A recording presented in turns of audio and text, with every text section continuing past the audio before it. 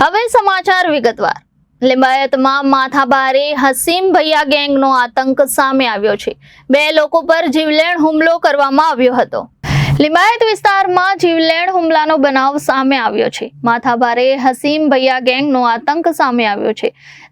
આ ગેંગ દ્વારા 2 લોકો પર જીવલેણ હુમલો કરવામાં આવ્યો હતો. ઇમરાન રીઢો આરોપી છે અને માથાભારે પણ ગણવામાં આવે છે. પાઇપ, ફટકા અને બેટ સાથે હુમલો કરવામાં આવ્યો હતો. ત્યારે સામાન્ય પરિવારના પિતા પુત્ર પર હુમલો કરવામાં આવ્યો હતો. ભાવનગરમાં સરા જાહેર મહિલાઓની હાજરીમાં જ હુમલો કરવામાં આવ્યો હતો. લિંબાયત પોલીસે હાસિમ ગેંગને ખુલ્લો પડકાર મૂક્યો છે.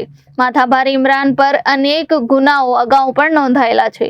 લિંબાયતમાં લોકોમાં ખોફ ઉભો કરવા માટે જાહેરમાં હુમલો કરવામાં આવ્યો હતો. હાસિમ ગેંગની ભાઈગીરીનો સિક્કો જમાવવાના પ્રયાસમાં આ હુમલો કરવામાં આવ્યો હોય તેવી વાત જાણવા મળી રહી છે. પાર્કિંગ મુદ્દે નાના બાળકોની બબાલ થઈ હતી, તેમાંથી આ હુમલો કરવામાં આવ્યો છે.